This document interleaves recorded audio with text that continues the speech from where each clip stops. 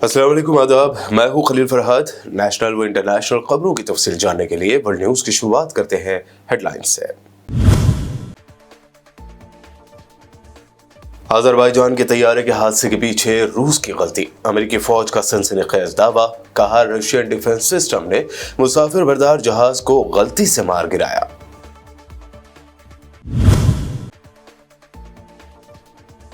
गजा में आखिरी एक्टिव अस्पताल कमाल अदवान में इजरायली फौज ने लगा दी आग। ऐनी शाहिदीन ने कहा, अस्पताल के बाहर मुतअद्दिद शहरियों को भी इजरायली फौज ने कर दिया कत्ल।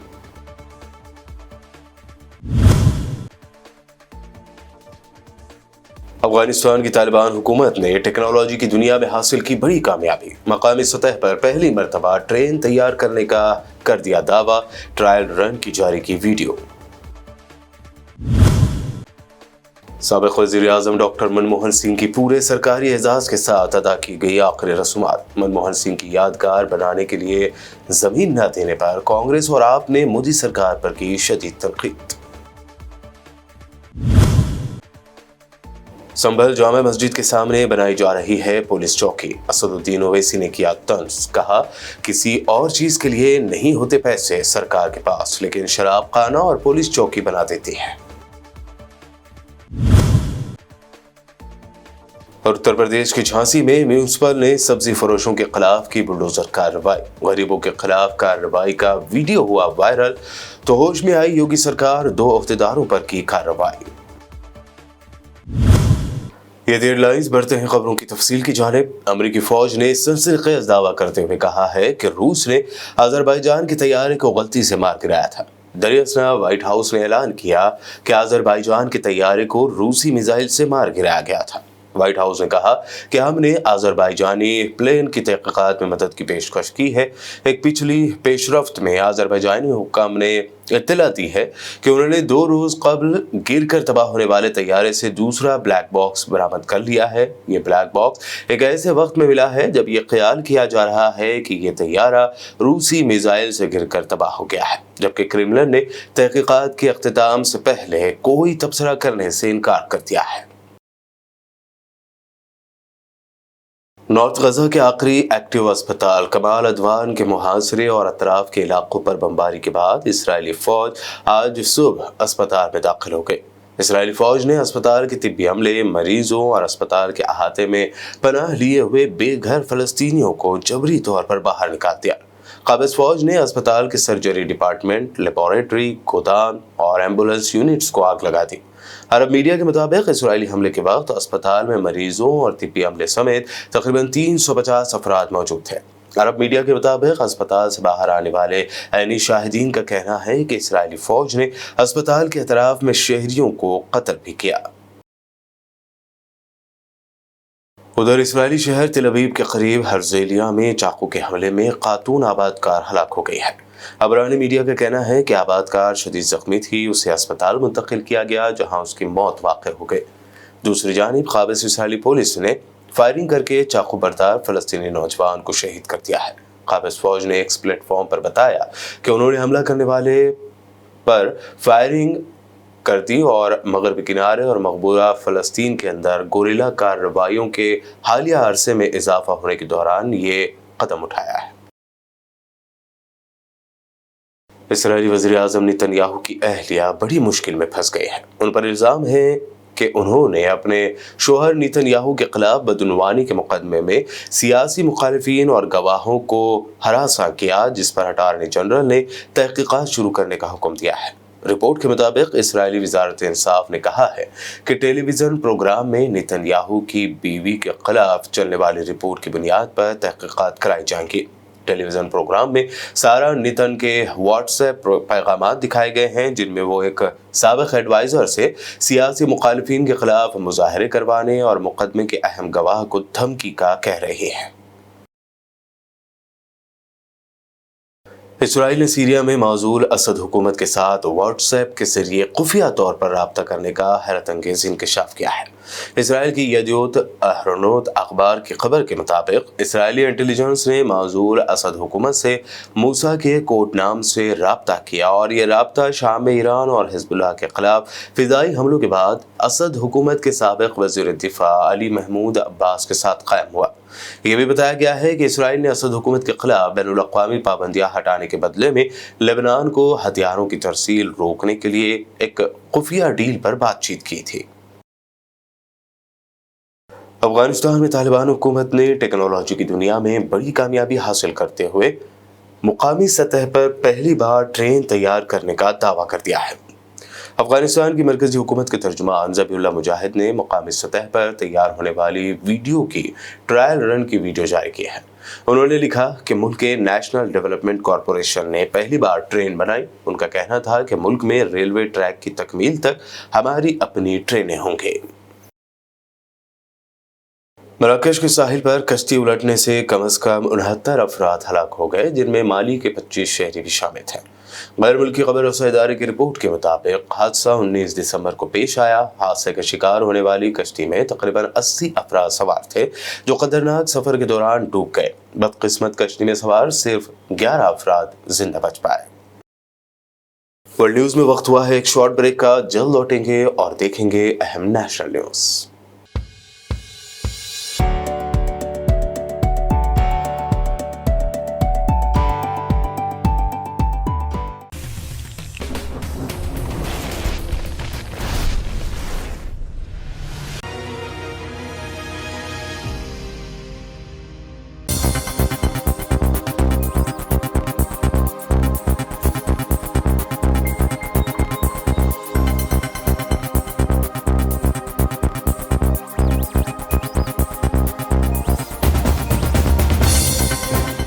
ब्रेक के बाद आगे बढ़ते हैं और आप देखते हैं अहम नेशनल न्यूज़। हिंदुस्तान के साबिक वज़ीर आज़म डॉक्टर मनमोहन सिंह की आज हफ्ते को आखिरी रसूमात पूरे सरकारी एजाज़ के साथ अदा कर दी गई हैं। दिल्ली के निगमबोध घाट पर सरकारी एजाज़ के साथ उनकी ये आखिरी रसूमात अदा की गई। मनमोहन सिंह की बेटियों ने उन्हें मुख्य अग्नि दी। इस मौके पर सदर द्रौपदी मुर्मू, नायब सदर Jagdeep Dhankhar, PM Modi, opposition leader Rahul Gandhi, पार्लिमानी बोर्ड की सदर सोनिया गांधी, लोकसभा स्पीकर ओम बिरला समेत कई लीडर इस मौके पर मौजूद थे। सभी ने डॉक्टर मनमोहन सिंह को आखिरी खराज पेश किया। इसके अलावा भूटान के राजा भी मनमोहन सिंह की आखिरी रसूमात में शरीक हुए।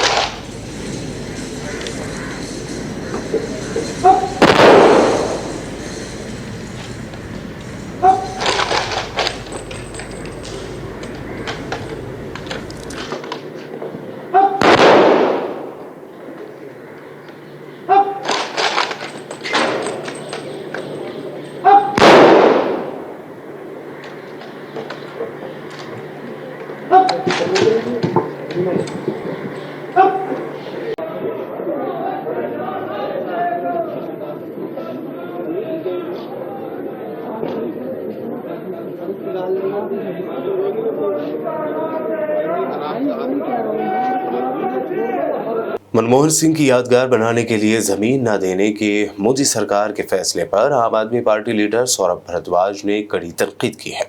उन्होंने कहा कि क्या मोदी सरकार के पास उनके लिए 1000 गज जमीन भी नहीं है देने के लिए।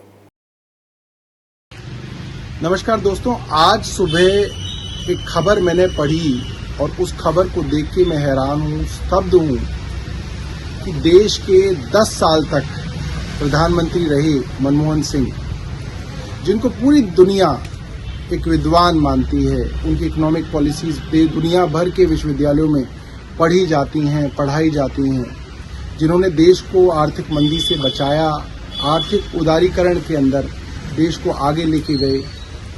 एक सिख समुदाय से आने वाले प्रधानमंत्री को आज दिल्ली के निगमबोध घाट में उनका संस्कार किया जाएगा। निगमबोध घाट मनमोहन सिंह जी के लिए। क्या हमारे देश की राजनीति आज इतनी निम्न हो गई कि केंद्र सरकार 10 साल रहे एक विद्वान प्रधानमंत्री के लिए 1000 गज जमीन दिल्ली में नहीं दे पा रही।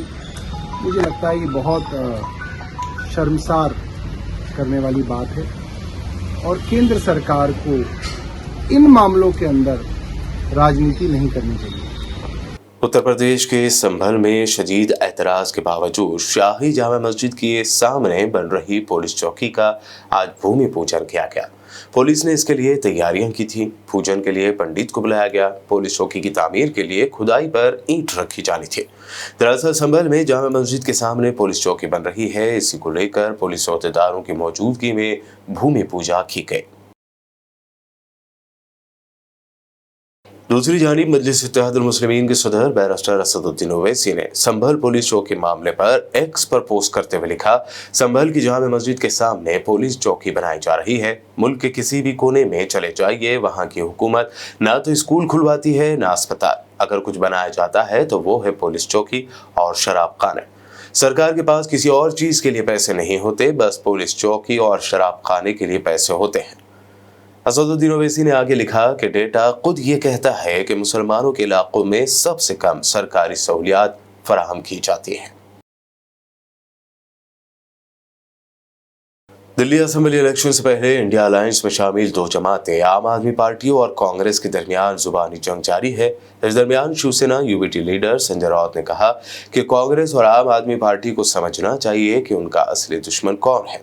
अगर किसी को ये बात नहीं पता तो सब कुछ बेकार है। इंडिया अलायंस के दोनों दोस्त पार्टियों में रंजिश के दरमियान राउत का यह इशारा बीजेपी की तरफ था। संजय राउत ने मीडिया से बात करते हुए कहा कि कांग्रेस और आप स्टेट लेवल पर अलग अलग इलेक्शन लड़ते हैं। उनके ख्यालात मुख्तलिफ हो सकते हैं, लेकिन उन्हें अपोजिशन अलायंस के हिस्से के तौर पर अपने रिश्तों को ध्यान में रखना चाहिए। उद्धव ग्रुप के लीडर ने मजीद कहा कि आप और कांग्रेस की लड़ाई पुरानी है। दोनों पार्टियों को दिमाग में रखना चाहिए कि लड़ाई एक दूसरे के खिलाफ है या बीजेपी से है। आरजेडी लीडर तेजस्वी यादव ने मीडिया से बात करते हुए बिहार में किसी किस्म की सरकार न होने का दावा किया। उन्होंने कहा कि सीएम नीतीश कुमार किसी भी वाक़े पर ऐवान में, सेक्रेटरीट में या प्रेस में एक लफ्ज भी नहीं कह पा रहे हैं। बीपीएससी के अभ्यर्थी 10 दिन से हमारा अनशन पर बैठे हैं। बिहार में सरकार है कि नहीं है, पहले इस पे चर्चा हो। ये जनता की भी सरकार है या लाठी डंडे वाली सरकार है या भ्रष्ट अधिकारियों की सरकार है? और अगर सरकार है तो ये सरकार चला कौन रहा है? क्योंकि हमको तो ऐसा लग रहा है कि माननीय मुख्यमंत्री अब होश में है नहीं। यहाँ बच्चे लाठी डंडा खा रहे हैं, यहाँ सीने पे जो है लाठियों के दाग हैं, घायल हो चुके हैं, अस्पताल में भर्ती है, लोगों के आंख में आंसू है। ये देख करके मुख्यमंत्री जी का कलेजा जो है या उनकी अंतरात्मा को कोई फर्क नहीं पड़ता, कोई दुख नहीं। यही 17 महीने जब हम लोगों की सरकार थी तो इन्हीं युवाओं के चेहरे पे खुशी थी। उस 17 महीने के सरकार में कोई पेपर लीक नहीं हुआ, लोगों को 5 लाख लोगों को नौकरी मिला। और आज की सरकार में लोग जो हैं, नौजवान जो हैं, उनकी आंखों में आंसू है, पीठ पे लाठी का दाग है, सर माथा फुटा हुआ है, कुछ अस्पताल में है। ये है एनडीए की सरकार। कौन ये सरकार चला रहा है? यहाँ केवल भ्रष्ट अधिकारी सरकार चला रहे हैं और चंद जो चमचे बेलचे जो है मुख्यमंत्री के आगे पीछे दो यहाँ जो करते हैं, ये अपने मतलब के लिए काम कर रहे हैं। बाकी बिहार को इन्होंने छोड़ दिया है अपने हालात पर। क्या तरीका है? पेपर लीक हो रहा है, आप री एग्जाम नहीं कर रहे? क्यों नहीं हो रहा है री एग्जाम? नहीं होगा। अरे देखिए, पहले तो बीपीएससी के लोगों को अपनी गलती माननी चाहिए। गलती क्यों नहीं मांगा? ना सदन में कुछ बोलते हैं, ना बाहर कुछ बोलते हैं, ना मीडिया में कुछ बोलते हैं, ना नेता विरोधी दल के चिट्ठी का कोई जवाब आता है। ये मुख्यमंत्री है कि क्या है भाई? चुप्पी क्यों साधे हुए थे? अबे उनसे जाके पूछो। भारत रत्न देने की मांग हो रही है। हम लोग क्या बताएंगे? ऐसा कोई मुख्यमंत्री देखा क्या? महात्मा गांधी का अपमान हो रहा है बिहार में, सीता मैया का अपमान हो रहा है, कलाकार का अपमान हो रहा है। यही मुख्यमंत्री जी अपने कार्यक्रम में गाना बजवाते हैं, भजन बजवाते थे, जो प्रिय भजन महात्मा गांधी का था, रघुपति राघव राजा राम पिता, आपका रघुपति राघव राजा राम पति पतावन सीताराम, तो ईश्वर अल्लाह तेरो नाम, तो इसमें अब क्या हुआ? ईश्वर अल्लाह है, सीता जी का नाम भी ये लोग नहीं ले सकते, ये भाजपा के लोग हैं। इसमें महिलाओं का अपमान है, इसमें गांधी जी का अपमान है, तो इसका दोषी कौन है? यही राज्य में मुख्यमंत्री जी को कुछ पता है कि नहीं पता? ये भगवान ही जाने। मैं तो पहले ही बोल रही है, सरकार कौन चला रहा है पहले इस पे डिस्कशन होनी चाहिए। यहाँ सरकार है कि नहीं है? मुख्यमंत्री नाम, बस नाम के मुख्यमंत्री है या काम के भी होने चाहिए? भारत की बात हो रही है, एकदम मिलना चाहिए। उत्तर प्रदेश की झांसी में इंक्रोचमेंट के नाम पर अब योगी सरकार के बुलडोजर सब्जियों पर चल पड़े। म्यूनिसिपल की इस कार्रवाई से ठेले लगाकर सब्जी बेचने वाले गरीब दुकानदारों को बड़ा नुकसान हो गया है। ये केस जब सोशल मीडिया पर वायरल हुआ तो अपनी फजीहत बचाने के लिए यूपी सरकार में म्यूनिसिपल वेलफेयर मिनिस्टर ने एनक्रोचमेंट हटाओ दस्ते के इंचार्ज और एक मुलाजिम पर कार्रवाई की है।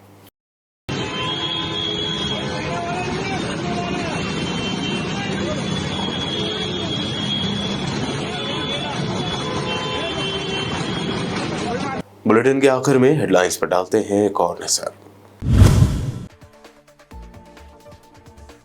अजरबैजान के तैयारे के हादसे के पीछे रूस की गलती, अमेरिकी फौज का सनसनीखेज दावा, कहा रशियन डिफेंस सिस्टम ने मुसाफिर बरदार जहाज को गलती से मार गिराया।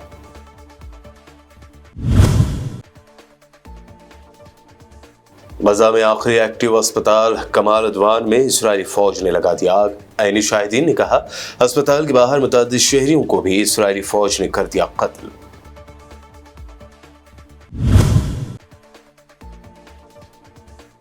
अफगानिस्तान की तालिबान हुकूमत ने टेक्नोलॉजी की दुनिया में हासिल की बड़ी कामयाबी, मकामी सतह पर पहली मर्तबा ट्रेन तैयार करने का कर दिया दावा, ट्रायल रन की जारी की वीडियो। साबिक वज़ीर-ए-आज़म डॉक्टर मनमोहन सिंह की पूरे सरकारी एजाज के साथ अदा की गई आखिरी रस्मात। मनमोहन सिंह की यादगार बनाने के लिए जमीन न देने पर कांग्रेस और आप ने मोदी सरकार पर की शदीद तनकीद। संभल जामा मस्जिद के सामने बनाई जा रही है पुलिस चौकी, असदुद्दीन ओवैसी ने किया तंज, कहा किसी और चीज के लिए नहीं होते पैसे सरकार के पास, लेकिन शराब खाना और पुलिस चौकी बना देती है। और उत्तर प्रदेश की झांसी में म्यूनिसिपल ने सब्जी फरोशों के खिलाफ की बुलडोजर कार्रवाई, गरीबों के खिलाफ कार्रवाई का वीडियो हुआ वायरल, तो होश में आई योगी सरकार, 2 अहदेदारों पर की कार्रवाई। वर्ल्ड न्यूज में अभी आपने देखी अब तक की अहम नेशनल व इंटरनेशनल न्यूज। मज़ीद ताज़ा तरीन अपडेट्स और दिलचस्प प्रोग्राम्स के लिए देखते रहिए BBN चैनल।